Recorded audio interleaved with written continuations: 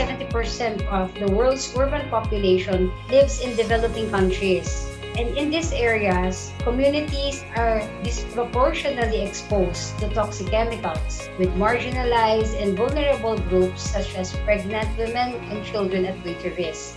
There is also huge scope for citizen science to contribute to actually achieving the Sustainable Development Goals in a number of ways. The research and monitoring that's done through citizen science projects can help to advance the understanding of environmental. Citizen science is practical and powerful tool to empower people and to increase public participation in different levels to bring a better chance in environmental and health protection. Citizens, especially healthcare facilities workers and visitors, become aware of the harm of mercury exposure.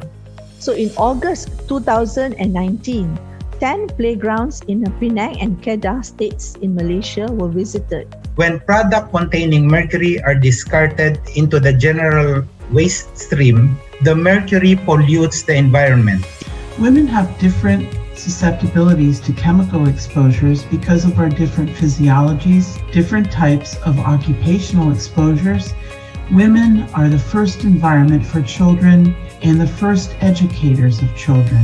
So our movement is also being restricted with existing protocols because of this pandemic. How do we ensure diverse and more meaningful participation of marginalized groups in citizen science? We let them enroll from the beginning of the process. We treat them as the subjects, not the objects.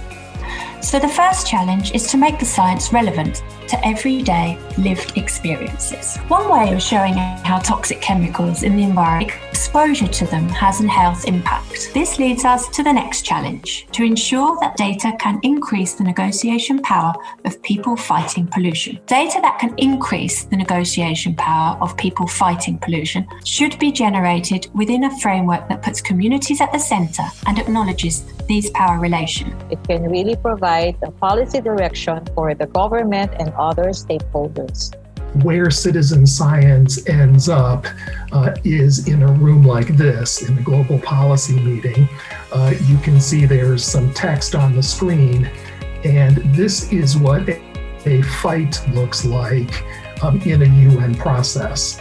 We've seen from the types of presentations that citizen science is really relevant, whether you're an NGO dealing with environmental issues or a concerned or affected community, a variety of organizations and actors. The efforts of civil society groups to pursue citizen science initiatives across Southeast and East Asia towards addressing pollution problems in their communities is very crucial.